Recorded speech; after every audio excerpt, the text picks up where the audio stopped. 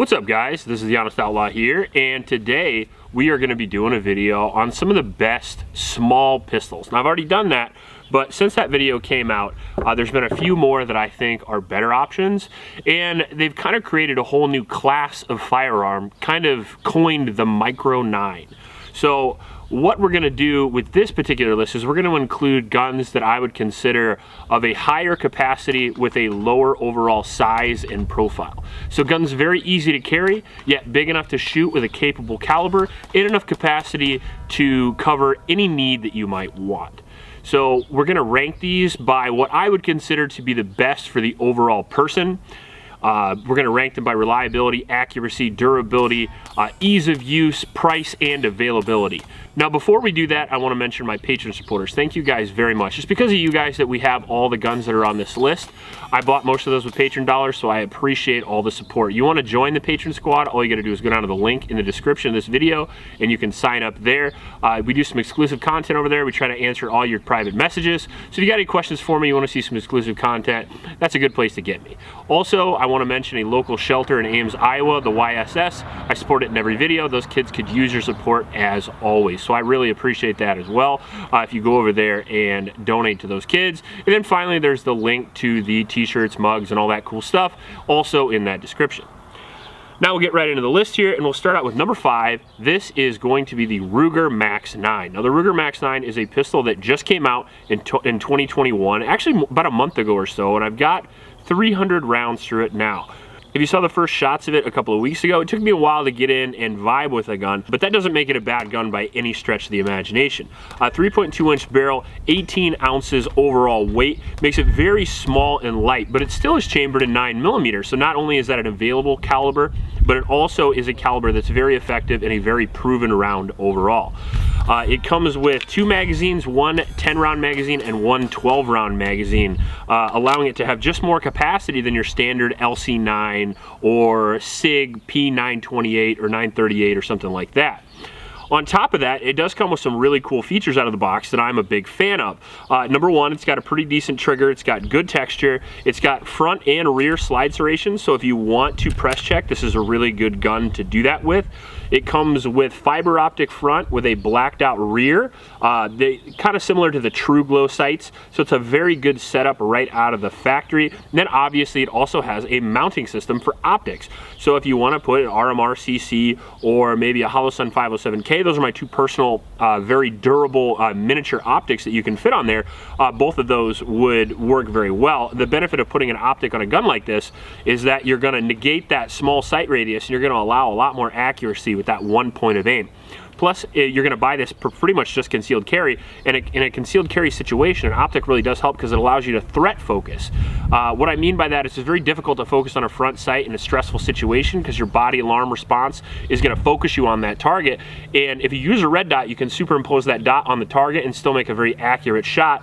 Also is going to be better on moving targets, and in real life things move. So an optics mounting system is not only good for that, but it's also good for people with aging eyes, and you can just acquire the target and deliver accuracy a lot better with an optics system. So it's cool that a lot of these smaller guns are coming with an optics system, and this one obviously is no different. It does have a manual safety on there that you can choose to use or ignore. No difference to me either way. Some people like it, some people don't. So at least Ruger gives you options. Also has a trigger safety there as well, making it relatively safe to carry. Now, you're going to have some holster availability issues with this gun, which is kind of what puts it at number 5. Plus, the ergonomics and shootability of this gun, even though it's very small and light, it does shoot like a small and light gun, and there are some guns up higher on the list that just simply shoot better and are more accurate than this.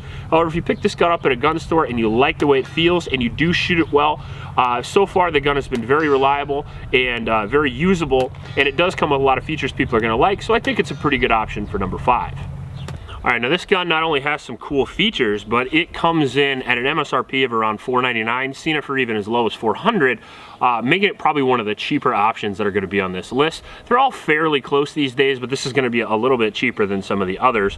And really the only bad thing I can say about it was just the fact that it has a little bit more recoil, in my personal opinion, than some other guns on this list, and it just doesn't shoot as well or as fast because the trigger doesn't reset as quickly, and it just feels like there's a lot more recoil, and the trigger is a little bit bit heavier and stiffer and a little bit less accurate than some of the other guns that are up a little bit higher.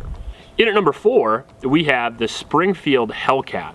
Now I've got quite a few rounds through this gun now. We have the testing complete for the 1,000 round review. Whether that comes out before or after this video, we will have one or do have one. And this particular version comes in around 18 ounces as well, just same as the Ruger, although it does have one more round of capacity with 11 and 13, which is relatively nice. One in the pipe, you can have a 14 round magazine capacity in a gun that only weighs 18 ounces and has a 3-inch barrel.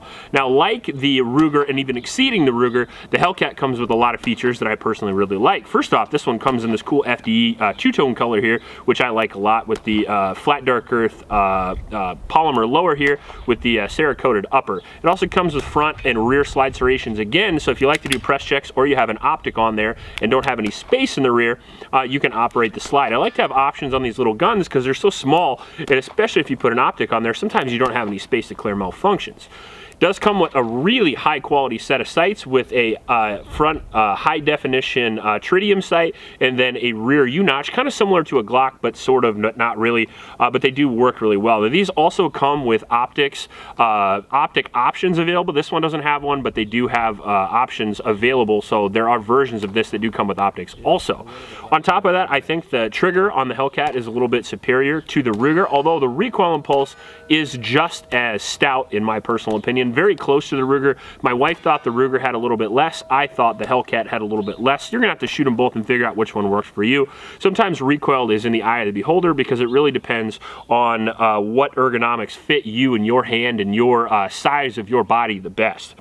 I like the Hellcat a little bit more than the Ruger because I like the ergonomics better. I think the grip is better. I think the texture is better. I think it looks a little better. And again, I think the trigger is going to be not only a little bit crisper and a little bit lighter, but the reset is just a hair quicker as well, allowing me to get not only more accuracy out of the gun, but a little bit faster follow-up shots as well, which is relatively important because if you're going to use a gun like this, like a Micro 9, chances are you're going to be using it in really close proximity. So even though I could easily hit at 50 yards with this gun, the likelihood that you're ever going to need that is very small. More likely you're going to be popping off several shots in a row relatively close, and in that the Hellcat also does a pretty decent job.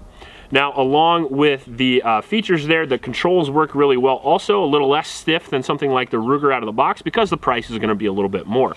Magazine release works really well, and it does have this extended magazine on it, just like the Ruger does, because my hands are a little bit bigger and I like those a little bit better. But as you can see, the overall profile is very similar. Magazine release works well, slide release works well, and the gun overall for what it is extremely reliable. Comes in at about $550, a little bit higher than the Ruger. However, I think you get what you pay for because I think that the ergonomics are just a little bit better and the quality and shootability is just a little bit better, but still not as high as maybe some others on this list. Some of the downsides to the Springfield Hellcat is that maybe the quality control isn't as good as something like a Shield or a Glock or something like that. I have met people that have had some reliability issues with these, and also Springfield Armory is a company that, in my opinion, is not as pro-gun as some other companies on this list, and you get to vote with your money. In at number 3, we have my carry gun. This is actually my custom Glock 43X. Sorry, it's a little bit customized here, but it is the Glock 43X I have, and the reason why it's customized is because I love it enough to carry it, obviously. The Glock 43X is an 18-ounce gun, just like the other two, with a 3.4-inch barrel, a little bit longer barrel, about half an inch longer than the Hellcat, and it has a 10+1 capacity, which is going to be a little bit less than a lot of the guns on this list. Now, there are some aftermarket accessories that are available for the 43X that allow you to up that capacity to 15, which is why I think it deserves a spot on this list. Shield Arms makes 15-round magazines for this gun, which if you leave the entire gun stock, they do work relatively well. However, if you do throw in aftermarket barrels and slides and all that stuff, you might adversely affect the magazines. Personally, me, I have a tendency to carry just the 10-round magazine. That's enough for me, especially with the ability to shoot this as well as I can, which is the real reason why it's at number 3. Firstly, the gun does come out of the box, in my opinion, a little bit less equipped than some other guns on this list. Classic Glock, right? If you know anything about Glock, you know that the reason why people love them is because you can accessorize them the way you want. The problem with that idea is they generally don't come with the best accessories out of the box. So I do have a aftermarket set of sights on here, although you can buy these sights right from Glock like this. You can buy them with the Miraglow night sights, just gonna be a little bit higher. And I do have a little bit of silicone carbide here. I do have some Talon grips on it. I do have a different magazine release. The only reason that you need a different magazine release if you run the Shield Arms magazines, because they are metal instead of polymer, and if you leave the magazine release, the polymer magazine release, you can have issues. So I changed the magazine release to accept the Shield Arms magazines, and I changed the slide because I just really like a tri-top slide. I like how it looks, although it doesn't change the functionality at all. Stock trigger and everything else on the barrel and everything is stock. Just change the slide, the sights, the mag release, and I added some Talon grips because I like a lot of texture. If you've ever seen this channel before, that's a pattern. Now, the gun is lightweight and it has a little bit longer barrel, allowing you to control that recoil impulse a little bit better. And in my personal opinion, it has the lightest recoil of any of these guns on the list because it is just a hair bigger, so it's easier for me to shoot and control. I can shoot this gun the fastest out of any of the guns on this list, which matters a lot to me because in a close encounter, I want to deliver the amount of lead required to finish the job. And I think that the Glock, for me, does it the best. Do I have to upgrade it in order for me to achieve that? Yes, which is why it's only at number 3. On top of that, the gun itself is a little bit larger, making it a little bit harder for somebody of smaller stature to carry, for example, although my wife also carries this gun. That way we have magazine compatibility and all kinds of other stuff that goes along with that, but the reality is she obviously prefers this as well. She's 5'2", I'm 6'4", so the gun does vary in size pretty well in my personal opinion. Now the other thing you're gonna get with the Glock 43 is you're gonna get a track record of reliability and durability, second to none in my opinion, except for maybe the number 1 on this list. On top of that, you're gonna get holster availability, second to none as well. Every holster ever made is gonna work well for this gun, and that's something that you might have to pick and choose with the Ruger and the Springfield, but you're not going to with the Glock. Any holster that you find you like, they will make one with a 43X, no issues at all. It also fits into the 43 holsters, making it even more versatile. Now, along with the holsters and along with the magazine availability and ammunition, you're also gonna get aftermarket accessories beyond imagination. I mean, you can buy slides, sights, barrels, triggers, new frames, get stippling, anything you wanna do with a Glock, it is your oyster. I'm telling you, if you want a gun that you can customize to your own and make to your best abilities, this might be the best option on this list. Now, the Glock 43X comes in at around $450 to $550, making it on par with all the other guns on this list. So overall, I think it's good as far as price goes, but it's gonna be available in every gun store, unlike maybe some of the others on this list. In at number 2, we have the almighty Sig P365, the original Micro 9. The guy that started this entire category, and the gun that all others on this list have copied. So the P365 comes in a lot of variations. The standard, the what I would call the X version, the XL, they have a ported version. They have a lot of different versions, which is very cool. Also a lot of accessories similar to the Glock 43X. You can put whatever sights, trigger, whatever you want in here. I actually have an Icarus Precision lower on here to use the shorter slide with the longer grip to allow me to shoot it a little bit better, to make it about the same size as the 43X. Just personal preference, but that's one of the cool things you can do with the Glock and the Sig. You can pretty much make them whatever you want. The trigger on the P365 is awesome. It's not only light, but it's very crisp as well, and it's very fast, so no need to change it right out of the box. You can get that accuracy and that speed that you desire. Front and rear slide serrations with a tri-top design, just like what I'm looking for in all the other guns. It comes right out of the box like that, very impressive. And it also has this high definition green fiber optic front with a tritium black rear, so you get probably the best sighting system you've seen so far, which is very nice also. It comes with an accessory rail on the Icarus Precision and on the XL. I don't remember if it comes on the small one or not, but there's still light options you can get on that. So you can take a gun like this, and it's big enough to shoot. You can take this, you can use it for carry, but you can also use it for home defense as well, which makes it even that much more versatile. Now this is going to be the lightest and smallest of the guns on this list with a 10 and 12 round capacity, very similar capacity to some of the other guns. You can get higher capacity magazines as well and base plates, so you can bump that up all the way up to 15 if you want to, and probably higher as well. So not only do you get the capacity, you get the shootability, but you also get the lightweight. 17 ounces, making it the lightest gun on this list, with a 3-inch barrel or a 4-inch barrel, making it also the most versatile gun on this list. Very cool as well, and it's got a track record to match. Since this one's been out the longest, people have had the most experience with it, and they've had the time to iron out all the little issues that this gun may have had in the beginning. If you know about the first year of the 365's release, it was a new gun and a new class, and it just had some problems.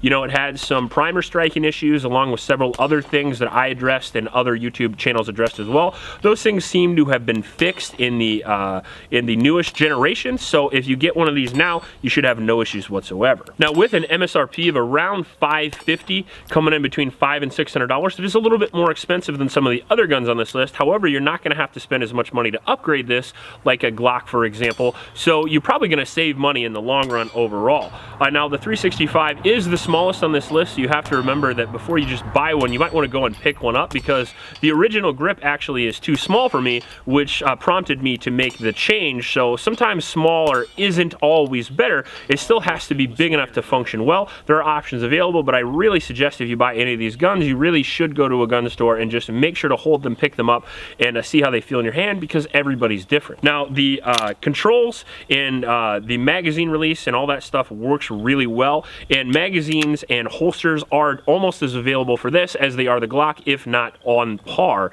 So if you're worried about accessories that you need, like holsters and magazines, those will definitely be available for the P365, and so will everything else. So in my opinion, for the longest time, this was the best Micro 9 on the market, and it has topped several of my other lists, but there is one more that I think just came out recently that's actually better, and we'll get to it right after we do some honorable mentions. There's so many great ones. I'm just going to mention some of the ones that I would personally recommend. The Walther PPS is another really great gun that's going to be a single stack that can compete with these.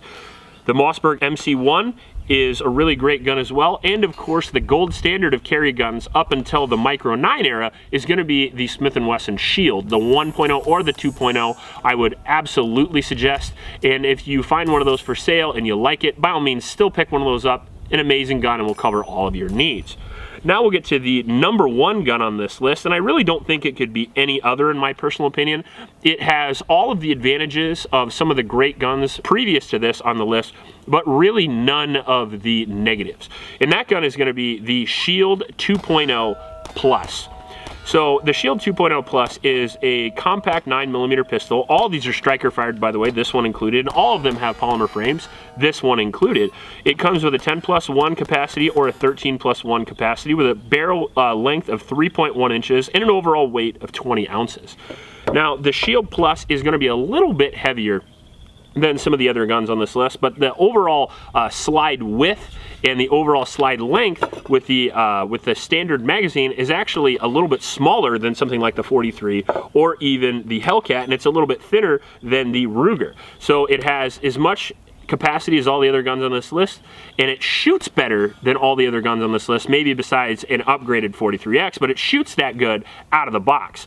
So some of the additions they did with the Shield Plus over the standard Shield are going to be the higher capacity magazine. They finally got rid of the stupid hinge trigger, and this trigger, the new trigger they put in there, is excellent. Kind of reminds me of an aftermarket Apex, and they also added a different texture, which in my opinion is the best texture out of the box of all the guns on this list, and they have some pretty decent sights as well, but they do take Shield sights, so all of the other sights that you might want on the market will work for this. I also think that the holster compatibility is the same, so if you have a lot of Shield holsters, which there are numerous ones considering the Shield was the original, you're going to have holster compatibility and aftermarket parts as well. So just like the Glock 43 and the Sig, you're going to have no problems finding that stuff. Now, the reason why I like the Shield more than those two guns is because it comes in at less money with an MSRP of around $500, but it does come with all the accessories that you're going to need, in my personal opinion. And over something like the P365, I personally just shoot the Shield so much better. The reason why this gun really is at number one is because the Shield has always been a really good shooting gun, but this one is just a step above. Probably the best trigger out of the box, with the lowest recoil out of the box of any guns on this list. I was immediately hitting at 50 to 75 yards, and with a gun this small, to me, that's very impressive. So impressive, in fact, that I actually have a holster coming for this on the way, and this is going to be my new carry gun for 2021. This gun has already performed really well and really reliably, but the shootability of this gun, compared to the others, in my opinion, is just second to none. Now, the gun doesn't come out of the box all sticky or anything like that like the Ruger. You can tell that they've ran the slide, and the controls work really well. The trigger is not only crisp for accuracy, but it's also very quick as well. The reset is very fast, so you're able to pile off those close range shots very quickly, and I think that's probably the most important behind reliability as far as one of these compact guns. The ergonomics are really good on this. A super snag-free design, so it's very comfortable to carry, which is also very important.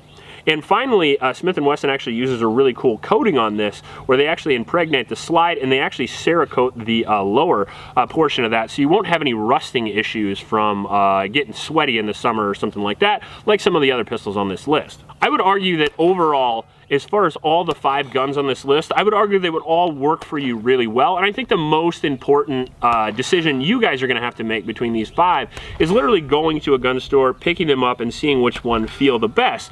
The Shield might be my personal favorite, and it might shoot the best for me. And I do have a lot of experience, so my opinion is educated. However, it's not the last opinion. So I would really suggest if you're in the market for a Shield and you have one at your local store, I would go down there and just check it out, see if it's gonna be the right one for you. Also make sure they have holsters and magazines available for the gun as well, because when you do get a carry gun, you have to remember it's not just a gun, but it's a system. So make sure you get a proper holster, a couple extra magazines to train with, and I think any of these guns is gonna be a great option for you for your personal concealed carry gun.